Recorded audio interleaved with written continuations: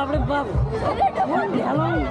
ও ও guys, আমরা ঢেলাঢেলি করার পর ফাইনালি এই মন্দির দর্শন করার জন্য আসছি। এমন ঢেলাঢেলি জীবনও হয় নাই। ও মাই গড,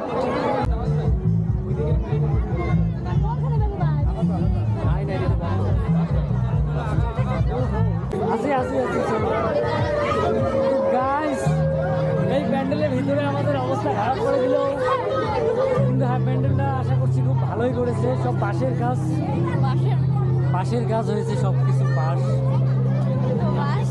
আমাদের বাঁশ দিয়ে দিল পুরা। ওরে বাবরে বাপ, কত যে ডুলি ঢাকি বানাচ্ছে, মানে জায়গাটা ছোট না, এই জন্যই এরকম করছে।